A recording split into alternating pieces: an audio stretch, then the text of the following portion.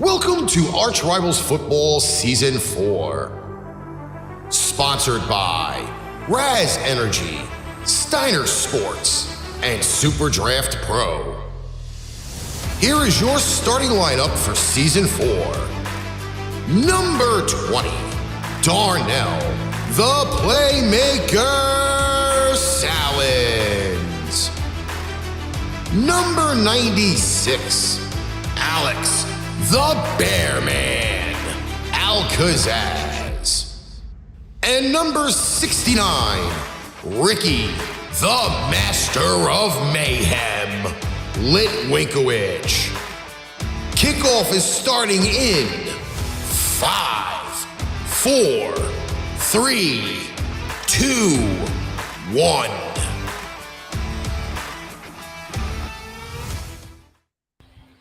Ladies and gentlemen, welcome to ArchRivals Football Season 4 on this 1st of November.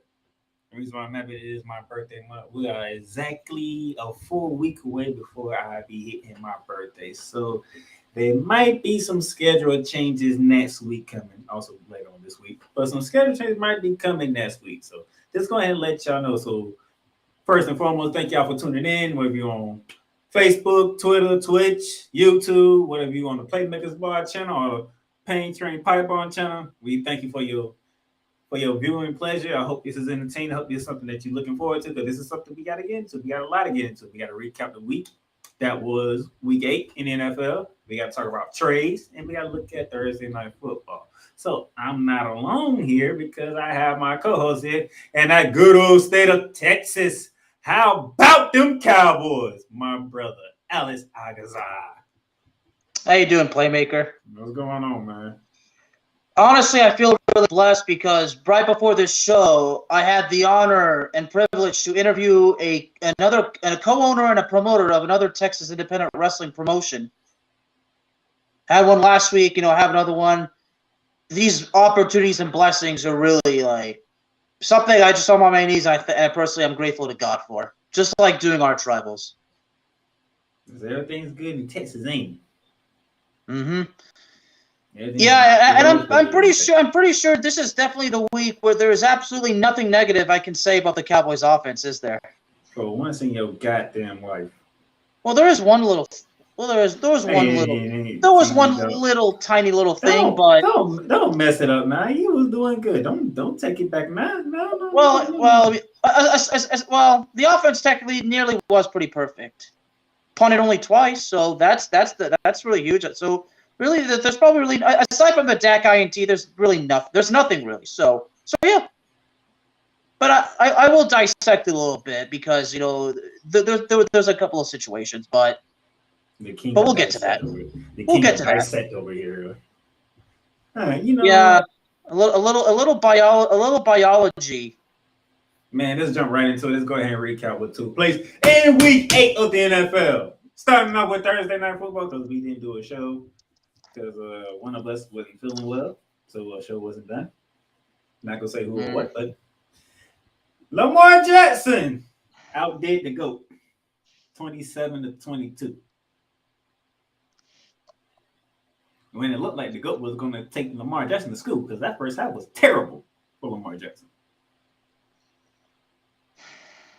But the second half, he got it done. Anything that took place on this last Thursday? So about this game, the funny, I got this wrong. So this is probably the last time I'm picking Tampa. You know what? I don't even know what to say because I'm just like, you know what? And Tampa just lost their best defensive players. So you know what? This is probably the last time that I can make a convincing pick or a realistic pick by placing my faith in Tampa. And you know what the real story? You know what the real story that everybody's talking about? Yeah, Tom Brady and Giselle. I know. Somebody lost a ring. So that's 3 people that have taken rings from Tom Brady now. Ouch. Ooh, why? Ooh. Let's digging it in, huh? Let's twist the knife while you at it, ain't you? I believe it or not, I didn't even start this gag, okay? And not even our boy, Mr. Dre Day, who, by the way, happy birthday to you and your twin brother, Mr. Dre Day. He didn't even start this. Somebody on the internet started this. I don't know who it was, but I think at this point it's spread like wildfire. The damage is done. But and by the way, listen to this Sportsway with Dre Day podcast. How he went deep in detail regarding Aaron Rodgers, Tom Brady, and Russell Wilson. I can honestly say, preach, brother, testify, because Dre Day delivered quite the sermon. Now, Brady, if you would have stayed your ass retired, would you be going through this right now? See, both this is what off the field and on the field. Brady did this to himself. Yeah, Denny, you should have stayed retired. All right, speaking of one of them quarterbacks that was struggling, did I not call it? Did I not call it? I told y'all, when this game happens in London, I'm going against the Jaguars. 21-17, Russell Wilson and the Broncos went to London and took down Trevor Lawrence and the Jaguars. This close, right? Another one this close. Dude, I just knew. Something told me, like, yo, the Denver Broncos is not finna sit here and lose to the Jaguars with that damn defense. That defense is. Oh, really, Ricky? Really? Yeah. As soon as I start this, now you want to tell me your record and picks? Yeah. Great. Thank you. Thanks, man. He counted himself out, so he ain't even. He nowhere to be found right now. So his 13-2 record last week goes unacknowledged? Yes, it does. All right. Well, then say no more. He want to be invisible, so he gonna be invisible. Oh, yeah. Anyway. So, them Broncos went down there and got the dub. I appreciate you. Thank you, Russell Wilson. Thank you, Latavius Murray. And, Melvin Gordon had us. We had a Melvin Gordon sign. He scored a touchdown as well. And then Trevor Lawrence doing Trevor Lawrence things, throwing interceptions when you're not supposed to in the red zone. Oh, yeah. Yeah, one job, Jaguars. One job. Speaking of one job, let's take the trip down to the ATL. You know that game that went overtime? Because okay, I'm gonna be honest. This game. Should I have a little sympathy for your sister because she's a Falcons fan? Sympathy. Well, you said the ATL, like Atlanta. We're in Atlanta, aren't we? Atlanta won. Well, okay. Never mind. I kind of had a brain fart because I forgot. Okay, she's okay. Thank you, DJ Moore. Who's a Panthers fan? Okay, never mind. Thank you, DJ Moore, and I forgot the kicker name. Maybe. Okay, yeah. This is what I was thinking because when Carolina scored, and then had they made the extra point, this is what I would have said. Yeah. Do I really need to express sympathy for your sister who's a Falcons fan? But honestly, no, because one celebration too long, just had to screw it up. Celebration? He took his helmet off. You know what players just are not understanding, Darnell? You do not celebrate until you win the damn game, and that is not until the clock hits 0 and the referee blows that whistle. Until then, there is absolutely nothing to celebrate. Am I right? I will say that he did own it after the game. He said that was a natural reaction. Okay, that's how tight. That was a pretty tight game because Atlanta was winning by double digits, and the Carolina Panthers did come back and. See, this is what me and Mr. John Misak have spoken about with deep conviction. You do not do the full celebration until it is game over. If I had scored that touchdown, I would have told the players, no celebrating, get in the huddle, get set for the extra point now. I mean, at the same time though, you get in overtime, you have a shorter field goal than the extra point that you kicked, and you missed it, which would have won the game. And then, and even in overtime, they had their chance, and they still didn't get it done. Carolina Panthers screwed the pooch on this one. And guess what? It's the Atlanta Falcons that's on top of the NFC South, not the Tampa Bay Buccaneers. Who saw that coming? Speaking of seeing what's coming. A team this week dropped 49. We're in my territory now. We're in Dallas. We're in Arlington, aren't we? We're in Arlington, Texas. What are those Cowboys? How about them Cowboys dropping 49 on the Chicago Bears? You know how we've spoken about reverse psychology many times, have we not? Yeah. Because this is basically an example. Because normally all season it's been the defense winning the games for Dallas, but against Chicago. That was clearly not the case. The offense did it, and for once, I don't have to actually bury them. I don't have to cut a heel promo. I don't really have to go into the full Bearman Mayhem Chaos mode. But I think the highlight was Zeke Elliott did not play. Mm-hmm. And I said to myself, you know what? Even and here's the deal. We see Tony Pollard play, and we see the difference right there between him and Ezekiel Elliott. Tony Pollard just pushes forward and says, if you want to take me down, you're going to have to take me down. I'm not going to lay down for you. Tony Pollard just shredded that opposing. Now, granted, it was against one of the worst rushing defenses in the league, but still, Dallas has struggled. I mean, against Detroit, there was some struggles. This one, the running game. The defense got worse, but I'll get to that later. Well, see this. Okay, so along with the offense, I mean, and Dak Prescott. I mean, that interception was probably the only bad thing that had happened, and the Cowboys only punted twice, which is great. But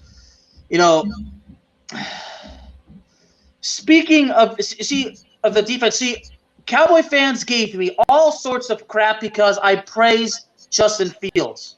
You know why I praise Justin Fields? Oh, the idiot of the week. Well, that's something we got to get onto. That'll be the pièce de résistance. But Justin Fields, several times, he single-handedly made the Cowboys defense look awful. So I was giving Justin Fields the credit that he does deserve. Okay, just now, a couple of incompletions really did kind of kill his momentum. Now, a couple of passes, at least one pass was because he underthrew a little bit. But at least 3 other catches, the receiver just could not get the damn job done. All right. But Justin Fields, especially in the running game, Justin Fields deserves credit for actually proving to be a worthy opponent. So I refuse to bury Justin Fields, except for that one fumble. And that's the fumble. That's what you're talking about, right? So DJ Moore is the jackass of the week. Justin Fields is the idiot of the week. Well, hold on. You're not down unless the person is contacted. Okay, well, hold on. I think Justin Fields made a judgment call. I think he would have thought that his teammates would have at least got it done. This is not college. This is the professional league. For somebody to be down, they have to be touched. You idiot! No, that's what I'm saying. Michael Parsons for a touchdown. No, that's what I'm saying. I think that Justin Fields, assumed that one of his teammates would, do the touch, make sure he's down by contact. See, and I said this on Cowboys Talk. He jumped over him. He jumped over him. And they reviewed it carefully to make sure his toe did not even touch him, because if you touch him, if it's just a little touch, that's down by contact. And the funny part is, I was watching my mom. I told the story on Cowboys Talk. My mom had come home from a meeting with one of her clients for an upcoming wedding, and she saw the play. And then she said, but he was touched when Micah Parsons got up. And I said, well, yeah, he got up. You got to take him down. If he had been touched while he was down, then yeah, the Cowboys would have the ball right there. But because Fields jumped over him and didn't touch him, Parsons got up and then ran back and then basically reminded us that he was a running back in high school. Because he broke tackles to return that fumble. Stiff-armed and he stiff-armed and then broke tackles. So I think Micah Parsons had a little nostalgic moment. Hey, Steve, message me on Messenger real quick. I got something for you to put in the chat. But yeah, DJ Moore, the jackass of the week. Justin Fields is the idiot of the week. There was one stupid penalty that really gave the Bears. That roughing the passer on Chauncey Goldston, I think, was honestly soft because it took away a Trayvon Diggs interception. I mean, how do you expect a defensive line to defy physics? Okay, he ran in full speed. Okay, and he I mean, I'm like, you know what? Come on. I mean, it's the refs. I mean, the whole thing with roughing the passer, it's been a major issue. I bet. Everything's an issue around here. All right. Oh, Lord. Detroit, Michigan. The worst defense in the entire National Football League. If you don't believe me, Bearman, just throw the stats out there so they can see why I call them the worst defense in the entire National Football League.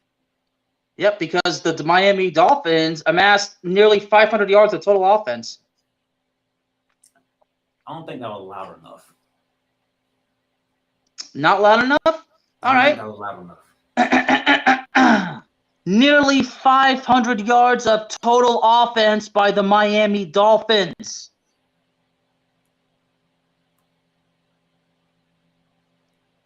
What was Tua's numbers? 29 for 36, 382 yards, and a hat trick of touchdown passes. Well, speaking of Tua, I'm very relieved to see that he's doing fine, and this is on a serious one. I'm actually putting up this guy thanking God that Tua's okay, because I'm still haunted by that hit, man. Are y'all ready to let that go? The man took 3 weeks off. Yeah, but still, I mean, that image of him, the fingers, that's stuck in my head. That's trapped in my head, man. For some people, that's a horror story to tell the grandkids, and then like, yeah, you know what? They're gonna have nightmares. We might just wait till they're old enough. And y'all, this man took 3 weeks off, and y'all act like he can't come back and play. I didn't say he should never come back and play. I just say he needs to be careful. That's why I'm saying I'm glad that he's okay. But come on. But you know.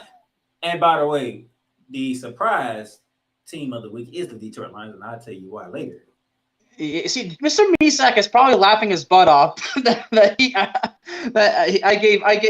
I made a trade with DeAndre Swift. I'm like, yeah. You know what, John? You're just lucky that fantasy football is anything but passion for me. All right. We're going to Minneapolis, Minnesota.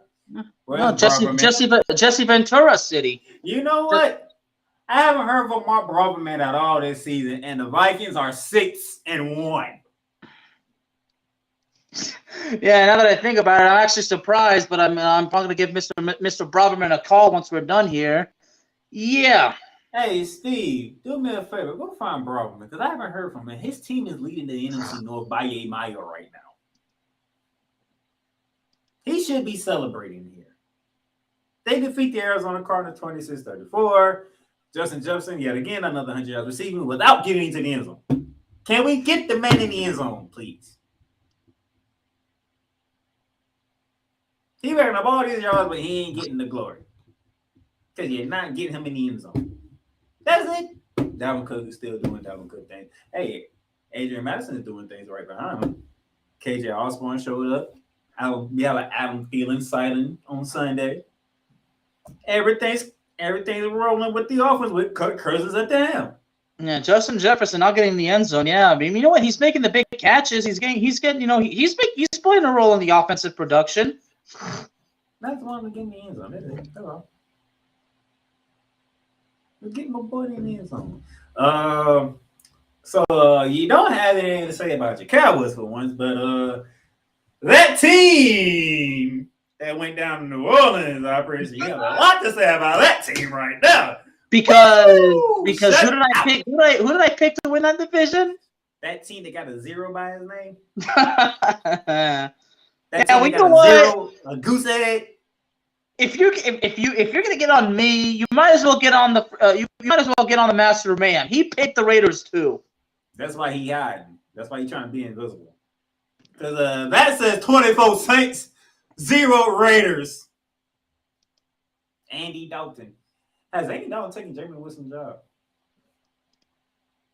I'm curious now. I haven't seen Jameis Winston since week 3? And we just finished week 8. We ran rarely see him now. I mean, it's so rare. I mean, I'm like, oh yeah, did we actually see him? You even forget that we see him. Has Andy Dalton become the starting quarterback for the New Orleans Saints? And at this point, you might as well go with it, right? And I'm Alvin Kamara just had a field day with the Raiders defense. Jeez. Although the Saints they just snapped a 2-game losing streak. They did. I needed one too. They keep pace with the Atlanta Falcons. And is the NFC South the new NFC least? At this point, yes. Look at the NFC East. And I will explain why a little later once I get to the 4:00 games and you see the records of the NFC East teams. They can no longer call the NFC East no more. They are called the NFC East by their proper name now. They have earned that right. Well, looks like Mr. Broderick's not joining the party. So just enjoy the season. Took another L to that coach.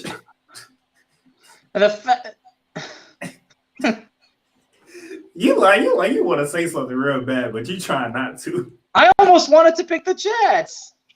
You did pick the Jets. I picked the Jets. Okay, yeah, I picked the Jets. The Bear Man picked the Patriots. That coach still owns the Jets. He still owns the Jets, even with the bad team. He owns the Jets. Wow, what's up with Zach Wilson? You don't know how to play against Bill Belichick defense yet? Just 2 touchdowns, 3 interceptions. Just throwing interceptions left and right. Hey, you get a pig in. You get a pig. Oh, Devin Cody, here's another one for you. Oh, do you want one? I'm sorry. How could I forget about you? What a damn shame. And Elijah Moore, 0 catches. Yet you're 5-3 and the Patriots 4-4, but y'all ain't catching that team that's winning that division. I'll get to them later on. Oh, speaking of the NFC East, the team that's the lone unbeaten team did what everybody thought they was gonna do to the Pittsburgh Steelers. AJ Brown, you want to catch this ball? Yep, touchdown. Hey, AJ Brown, you want to catch this one for a touchdown? Yep. Hey, you want a third one? I sure do.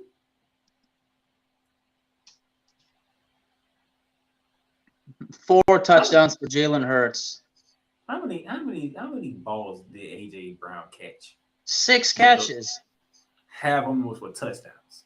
Yeah, 156 yards receiving. Good gracious. As far as I'm concerned, the Eagles have already got the division won. It's gonna be. I mean, basically, Thanksgiving's probably going to determine who makes the playoffs as the second place team. Although some people say a third place team could still make the playoffs. Yeah, because the team in that division made a trade and the others didn't, and I'm gonna get to that later. And why the Bearman says what he says about the Eagles winning the NFC East. Of course, yeah. You know, everybody knows. Isn't it a surprise? My team does nothing. Well, what the hell do you expect? It's the Cowboys.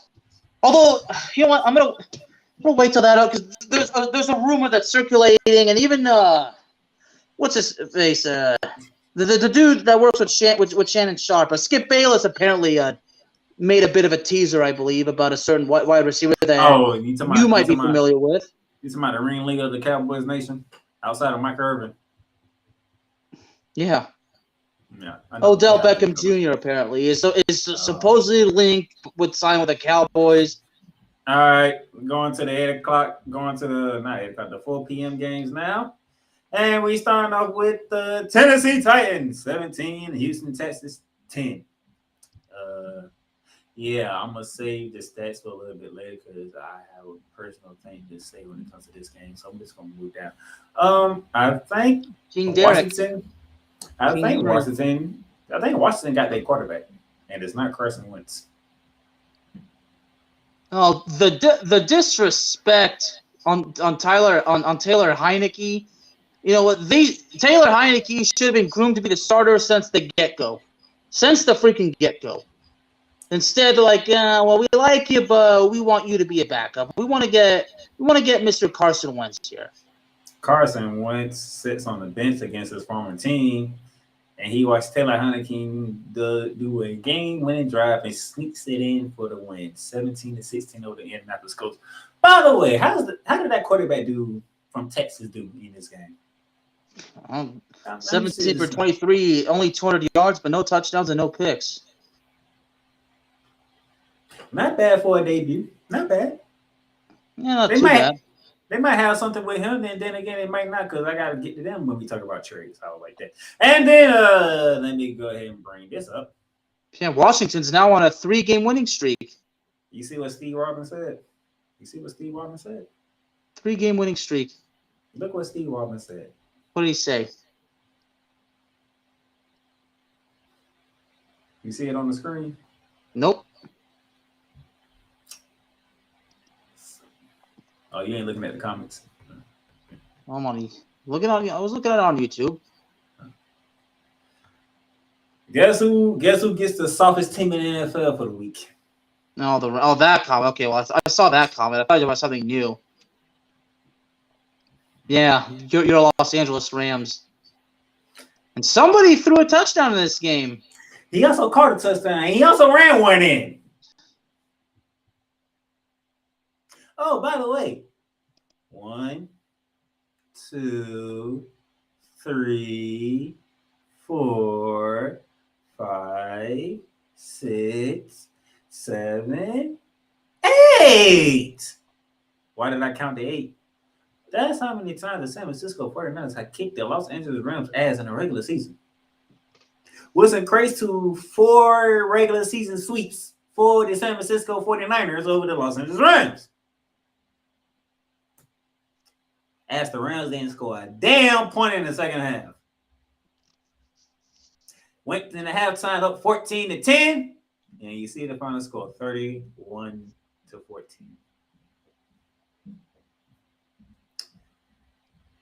When Ramley Talk comes out, I can only imagine what I might say or what I might not say. I can only imagine the move I might be in. Because, go ahead, Bear, man. Just go ahead. Let it all out. Just let it all out. By the way, no Deebo Samuel! No Deebo Samuel. That's what I was about to say, and then you remembered. No, I remember. I just saved me for last. But go ahead.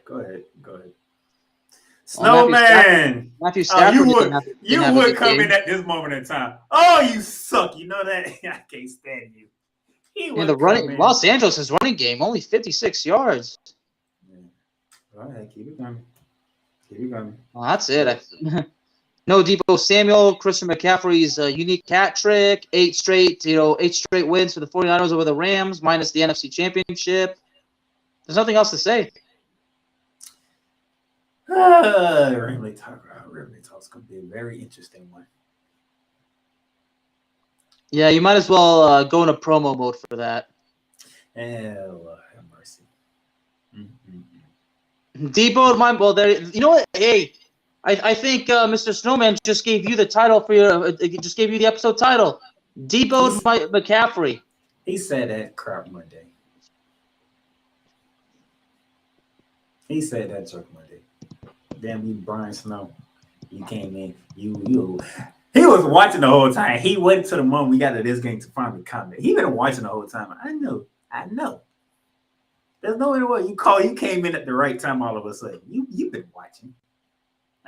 Yeah, the luck of the draw. But now we get to Seattle, the team that's Washington. leading my division, the damn Seahawks with Geno Smith.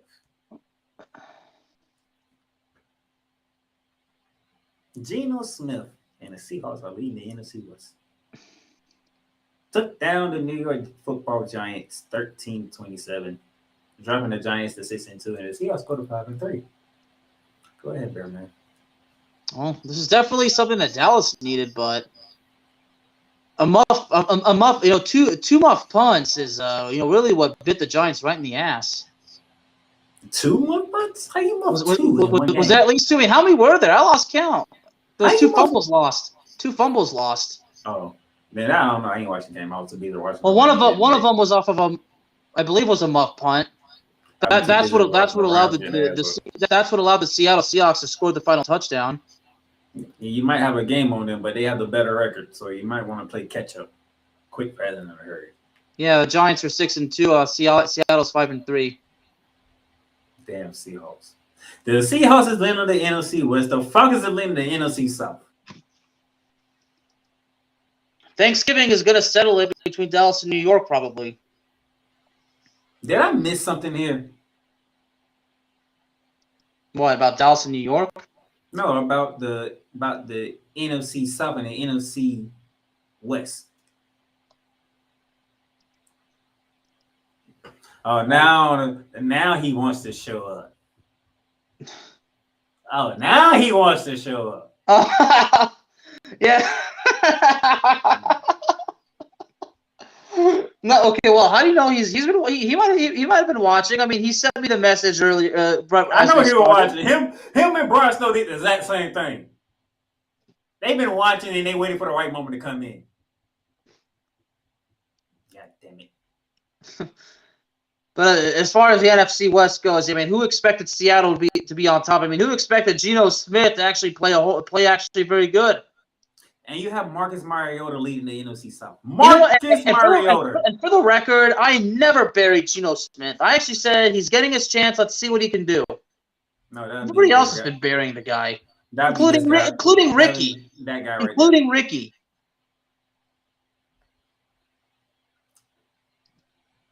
Well, you never sent yours in, so I can care less, sir, about your 13-2. You never sent them in to me. Ha! I'll take that.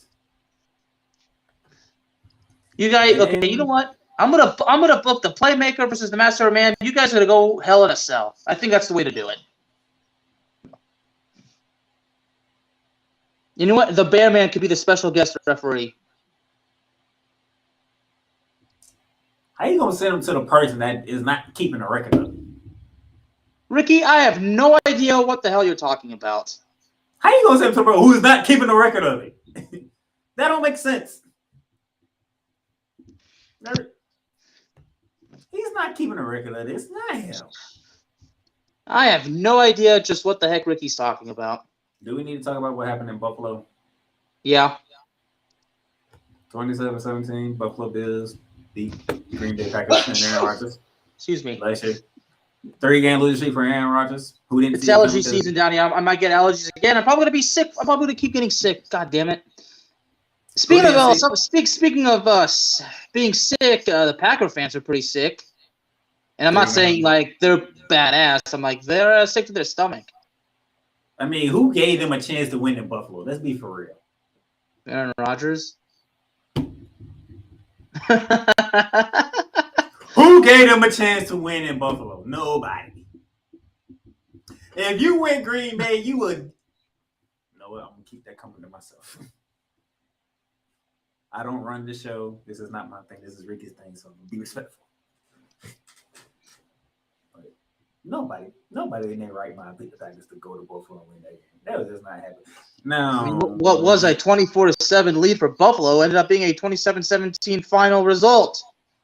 But what's the problem with the Packers? Everything. Is it the offense? Is it the defense? Is it the coaching? Everything that's not named Aaron Jones. If it's not Aaron Jones, you're a problem, which includes that quarterback. 20 carries for 143 yards, and Dallas has them next week, so. But I would be surprised with what took place last night in the Battle of Ohio Round 1 in Cleveland, Ohio, where Brownie the Elf took the field against a Jamar Chaseless Bengals team, and it showed tremendously. I believe Joe Burrow was sacked 5 times. I believe he's going to have nightmares about Myles Garrett because somehow, some way, Myles Garrett was killing him, forcing him into some turnovers, and the Bengals got their ass whooped. And Amari Cooper had 5 catches for 131 yards, and I'm reminded that the Cowboys traded him and got nothing. So you had to find some way to bring it back to the Cowboys and be back in the negative. Yeah, And I did. You just couldn't take your 20-point win and be satisfied with it. They won by 20. Yeah, and then they got the Packers next week, and then they got the Vikings, and then they got the Giants on Thanksgiving. Back to Monday night. We talking about what happened to this team that was the AFC representative in the Super Bowl last year. Against a team who still don't have their starting quarterback yet.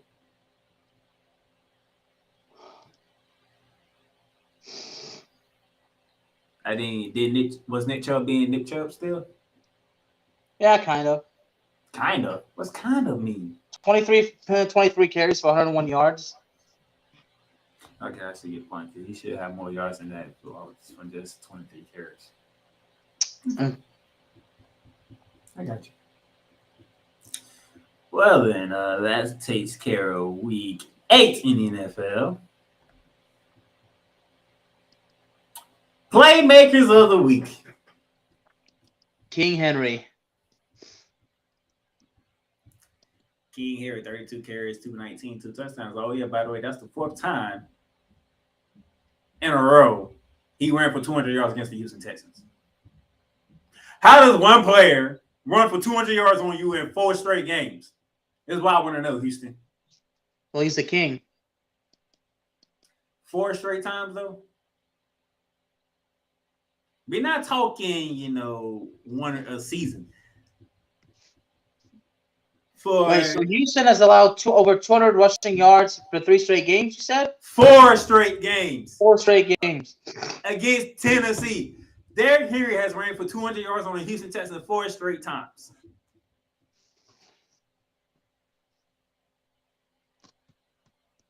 How does that even happen? I thought this was the NFL.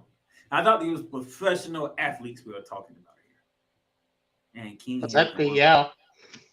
Like King Henry can go for 200 yards with ease on one team. You know what, Ricky? Ricky, you owe me a chunk of that. And then that bottom picture. Oh God.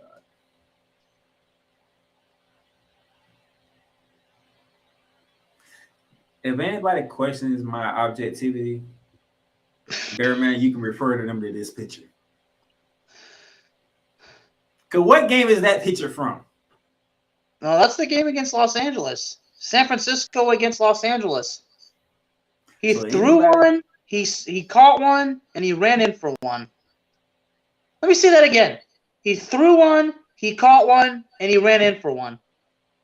So if anybody questions my objectivity or how I do my job, you talking to them. No, with your objectivity right this, yeah, you get it. You need to be acknowledged like the tribal chief.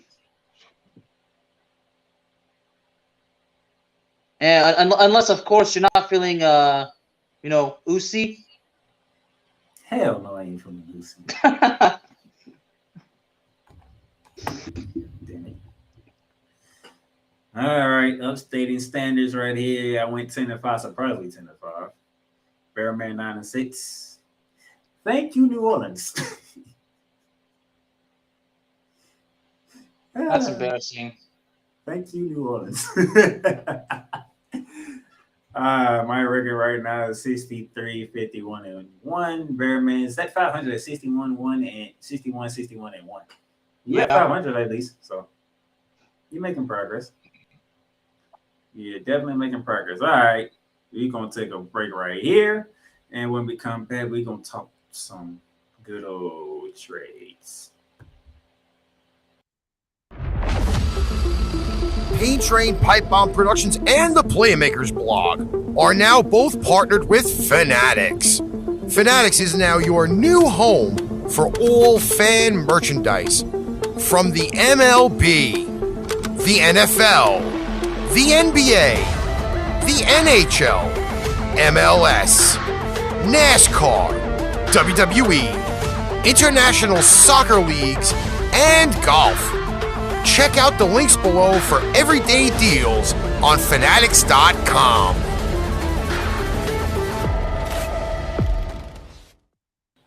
All right, welcome back to ArchRivals Football as we finished recapping Week 8. Now we get to dive into trades because we had a lot of trades go down today. And,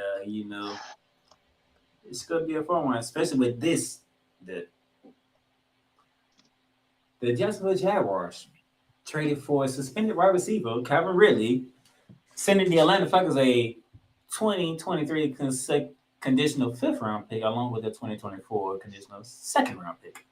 Mm-hmm. The man who decided to gamble when he was injured now is traded to Jacksonville. Thoughts? Idiot. Why do you trade for a suspended player? That's what I want to know. Why do you trade for a suspended player? Your guess is good as mine. Oh, let me guess. Because hey, who knows? Maybe in 2023, Calvin Ridley could be the best receiver in the league. Who the heck knows? But do you send? Okay, if it was only for a 5th round pick, then okay, I guess. But a possible 2nd round pick, a conditional 2nd round pick, yeah, I don't think so. Even though it's 2024. I guess it's good as mine at this point. And people wonder why I don't root for the home team. It's stupid stuff like this. The dude is not going to see a field until 2023. This is the 2022 season. Yeah, I'm pretty sure that if I had made a trade like this, Ricky would immediately call me on the phone and say, "Have you lost your effing mind?"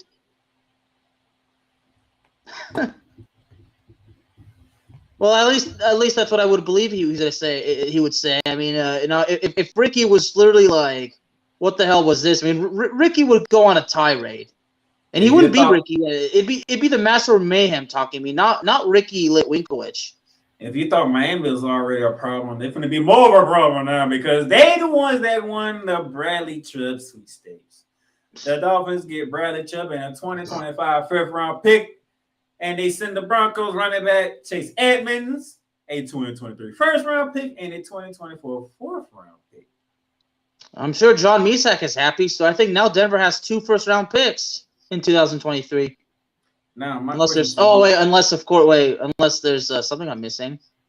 Now my question to you, sir, is did the Miami Dolphins just tell the Buffalo Bills we're coming for you? Well, hold on. We got to confirm. Does Denver still have 2 1st round picks in the next draft?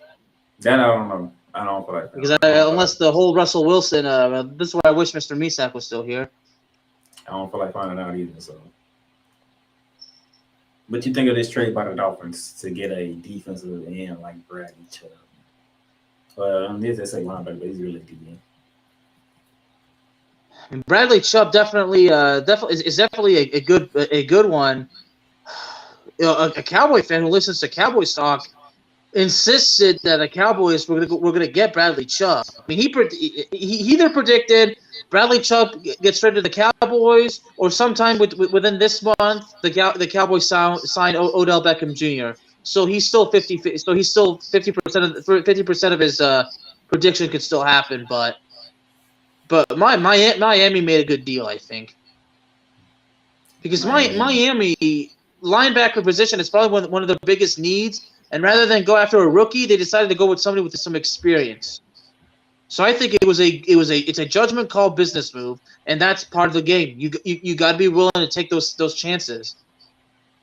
All right, our next trade deal Denver got a decent, talented receiver, Edmonds, the former Cardinal. I did not see this coming, surprisingly.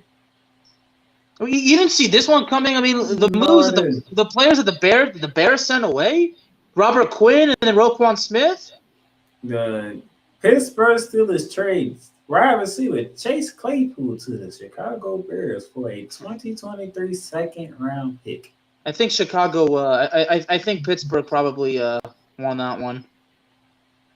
They got a 2nd round pick for this upcoming draft for wide receiver Chase Claypool. At the same time, Mr. Justin Fields does need a little bit more weapons on the passing game. We saw some of the. What happened to Darnell Mooney? That's supposed to be the number 1 guy. Oh yeah, didn't I tell you he wasn't number 1? Yeah, well, he did have one. Well, Darnell Mooney did actually have one good catch against Dallas.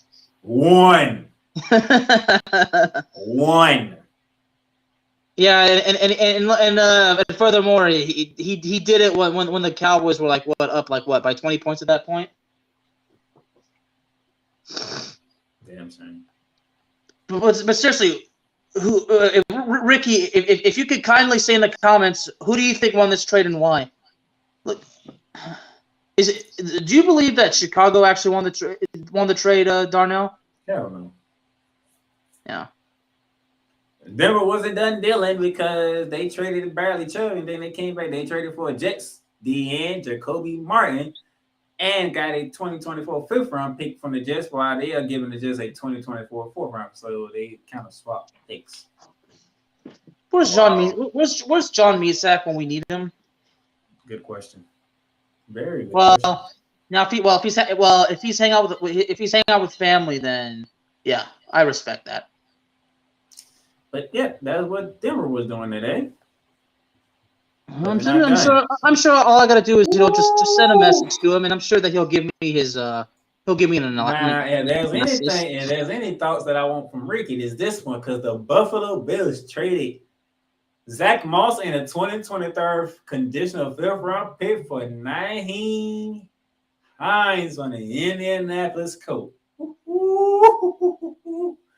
A running back for a running back. Then the Bills looked at the dog and say, I'll raise you your DN, your slash linebacker, and I'll raise your running back. Is this the running back that Buffalo needed? Is this the running back that Buffalo needed to help take some of that load off Josh Allen? Well, if they wanted a running back so bad, they could have maybe gotten Jonathan Taylor, but who knows what Indianapolis – even if Indianapolis was even going to flirt with the idea, they would have said, okay, give us 10 first-round picks. That's not going to happen. Though. They got the backup, though. Who's Devin Singletary is still the starting running back. Nyheim Hines? You got yourself a pass catcher and a runner? Whew. That could be problematic going forward. They're playing against Buffalo. I'm just saying.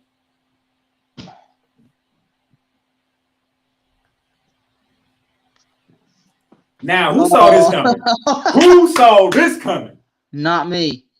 Holy balls. Dude, this is ArchRivals. You can cuss. I don't cuss. Minnesota yes, you do. Vikings I've heard you. Trade for T.J.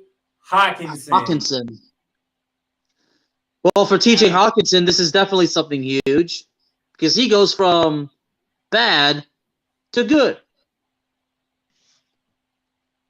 So Minnesota gets T.J. Hawkinson, a fourth round draft pick, and a conditional fourth round draft pick for 2024. Detroit gets a second round draft pick for this year, and they get a 2024 third round draft pick. Did the Detroit Lions really trade a best player, the best receiver to an arch rival? Did that really just happen? Apparently so. You traded your best receiver to a team that's already kicking your ass. As Detroit said, this season's over with. Your defense already sucks. We already know that. Defense is just terrible and garbage. Damn, I didn't see that cut. Yeah, so good for TJ, honestly. He gets to go to a playoff team, a potential playoff team. Kirk Cousins got him another tight end to play with now. And the Cowboys have to go against him again. Good Lord. Not done because the Cowboys did absolutely nothing. Word on the street, a trade was going to happen when it comes to 49ers, and it did. After 49ers shipped Jeff Wilson Jr. after having 2 games with Chris McCaffrey, said, get your ass out of town for a 5th round pick. A 5th round pick. The disrespect is real. Yeah, Jeff Wilson Jr., North Texas guy. Y'all could have got more for just Wilson Jr. than a 5th round pick. As much as he did for y'all in San Francisco, the disrespect is real on that name. But he's back with McDaniels down in Miami now, so we're gonna see how him and he's back with Raheem Morris too. At least he's going to a better state. So, hey, that was something I didn't see coming. And then we get to Baltimore strikes again. Wade Cron-Smith traded from Chicago to Baltimore for linebacker A.J. Klein, 2023 2nd-round draft pick, 2023 5th-round draft pick.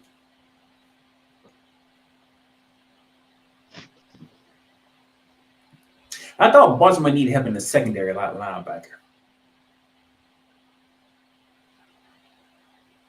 But that is Wade Cron-Smith we're talking about here, though. Mm-hmm. So how you feel on this one, Bear, man?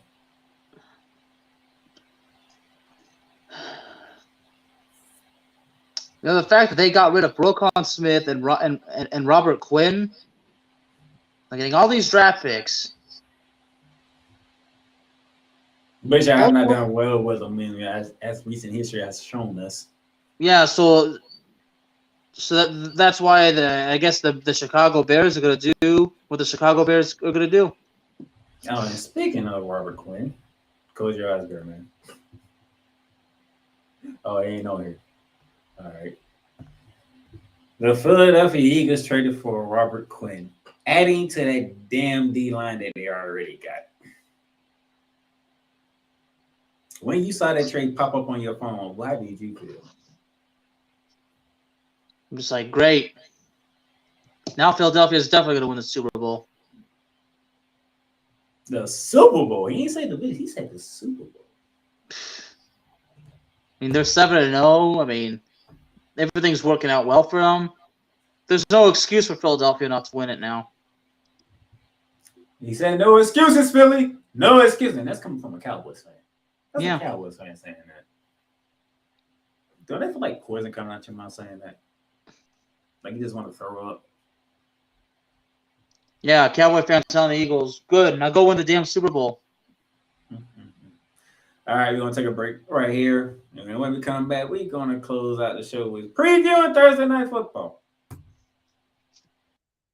Pain Train Pipe Bomb Productions is now partnered with NFLShop.com.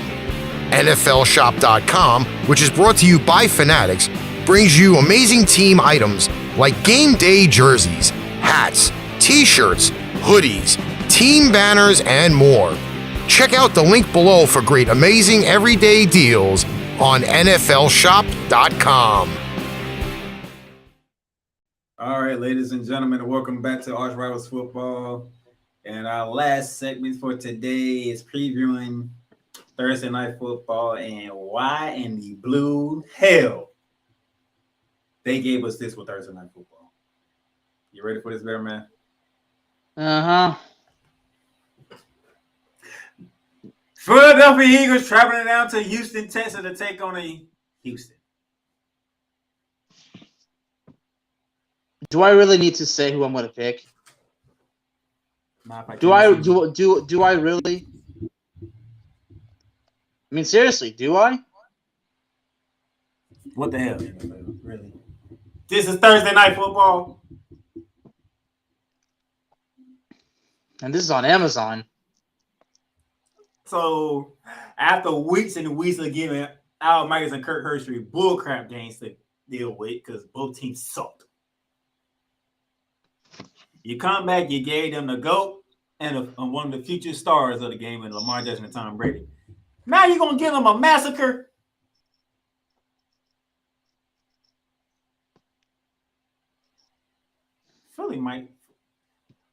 Philly going to beat them by 20 because they're going to have like a 40-point lead and you know what they do in the second half. They just chill. Houston will probably score some touchdowns and get it down to 20. They're going to beat them by 20. So in other words, Philly's going to go on cruise control? They're going to, man, look, this is ridiculous. Is that the way to put it? Cruise control? It's going to be something because they about Houston about to get drugged through the mud. At home, by the way.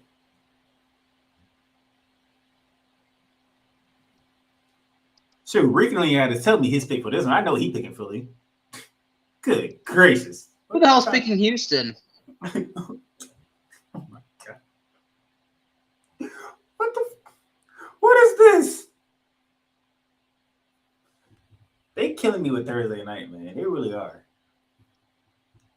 We had that great start to the year with Chiefs and Chargers. Has been downhill since then. We finally got a good one with, well, we got a shootout with Arizona and the Saints, what we didn't see coming. And then now we got this crap. Barberman, you will come at the end of the show, by the way, first and foremost. Second of all, where the hell you been at? Because your Vikings are 6-1 and you've been hiding.